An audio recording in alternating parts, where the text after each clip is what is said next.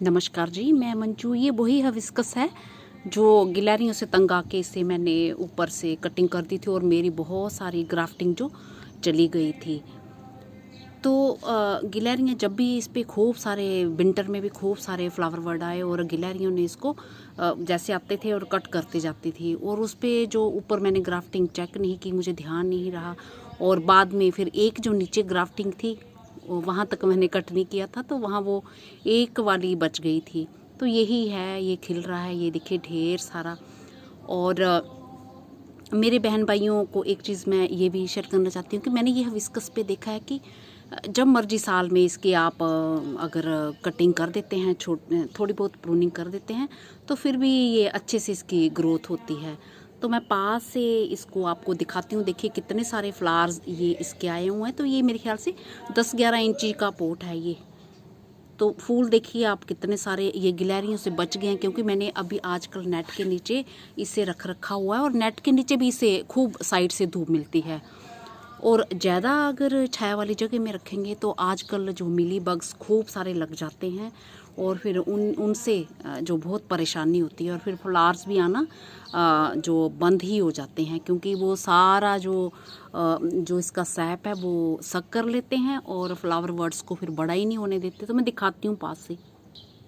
ये पहले तो आप दूर से देख लो, ये गमला ये देख रहे हैं, ये वही वाला पोट और इतने फूल इस पे आए हैं। ये मैंने जो कटिंग की थी ये एक, और ये देखिए फ्लावर बर्ड साथ में ये, और ये 2 आ रहे हैं और ये है, और इस पे 3 फ्लावर बर्ड ये आ रहे हैं। ये देख रहे हैं, ये 1 2 3, तो गुच्छों में फूल खिल रहे हैं इसके। तो ये एक, और ये कल खिलेगा। ये एक फ्लावर बर्ड ये है, ये कितने 8 फूल तो ये हैं, 1 2 3 4 5 6 7 8 9। और इस तरफ भी ये देखिए, ये मैं आपको दिखाती हूँ। धूप बहुत तेज है और ये देखिए फ्लावर बर्ड, और ये इधर ये फ्लावर बर्ड, ये 12-13 फूल पता नहीं मैंने ये इसके गिने थे अभी, और खूब सारे ये आ रहे हैं। तो ये यहाँ से मैंने कट कर दिया था सेंटर से, ऊपर जितनी भी ग्राफ्टिंग हुई थी वो सब चली गई। तो ये सब न्यू ग्रोथ है। तो इतने सारे फूल आए हैं। ये फूल तो ये ऐसे इधर थे और मैंने ये जैसे कि ये ऐसे था और मैंने इधर कर दिया ताकि मेरे कैमरे में खूब सारे फूल तो दिखें कि इतने फूल आए हुए हैं। तो ये देखिए कितने फूल, ये सब इस तरह से आए हैं। तो ये इतना छोटा सा पोट है, दुपट्टा मैंने लिया है सिर पे, पर फिर भी बहुत तेज़ धूप है।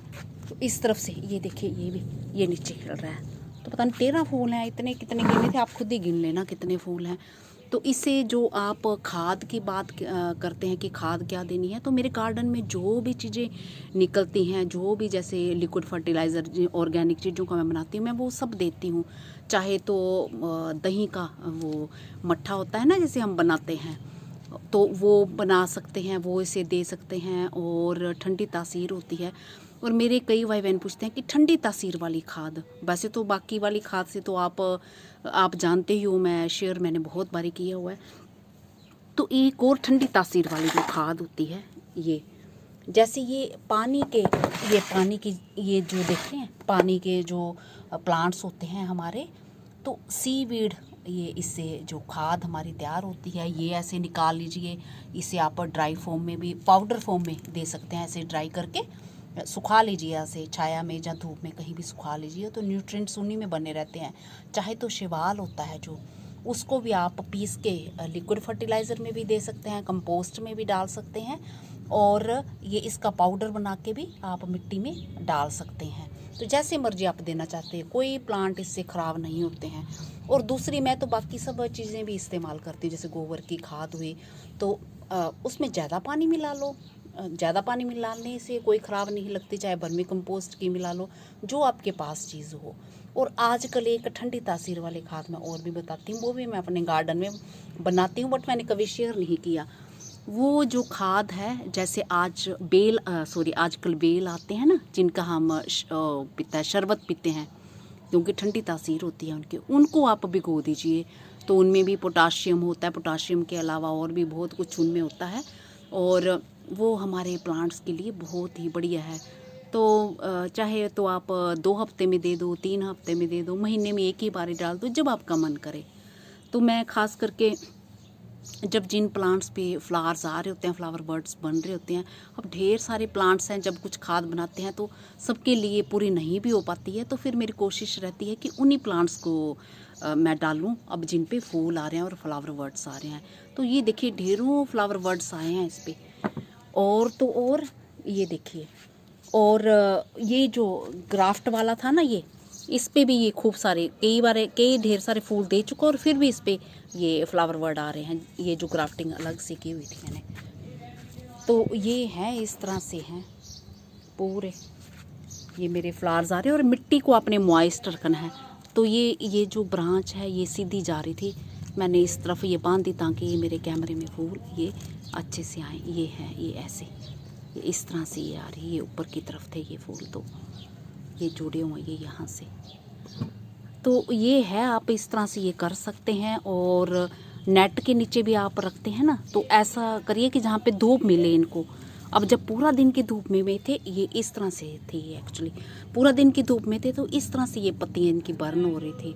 और जब नेट के नीचे रखा तो फिर ये ग्रीन कलर की होगी, क्योंकि पूरा जो तिखी धूप से ये मेरे पौधे जो बच गया है ये, तो ये चक्कर है। और मिट्टी को हल्का मॉइस्ट ही रखना है आपने, बस ये चीज़ करनी है।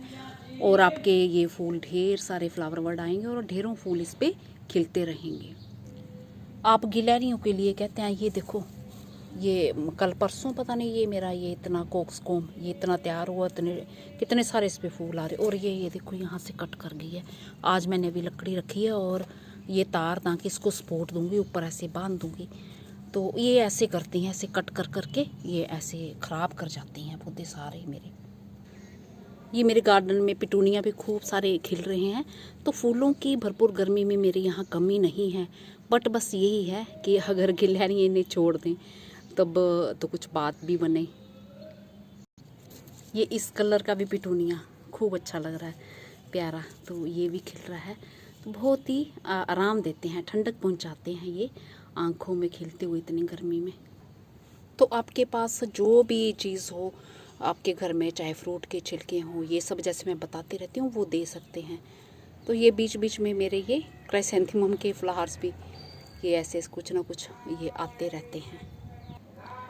दाल सब्जियों का और इनका पानी भी खूब हर रोज़ ही घर में निकलता है, तो वो भी आप अपने प्लांट्स में दे सकते हैं। तो ज़रूरी नहीं कि जो मैंने बताई है वो भी दें आप, मतलब जो भी आपके घर में जो भी निकलता है आप उनकी खाद बना के, लिक्विड फर्टिलाइज़र बना के दे सकते हैं। तो मेरे यहाँ ये देखिए डॉग फ्लावर भी ऐसे खिल रहे हैं, नेट के नीचे ये रखा हुआ है। तो कोई कोई जो जैसे पौधे बचे हैं तो वो ऐसे खिल रहे हैं। तो अभी मैंने साफ़ सफाई करनी है, पानी दिया है, तो सोचा चलो ये शेयर कर लूँ आपसे। ये हिबिस्कस के तो एक अलग पॉट में भी खूब सारे फूल खिल रहे हैं। चलिए वीडियो लंबा हो जाएगा, मैं बंद करती हूँ। नमस्ते जी, शुक्रिया।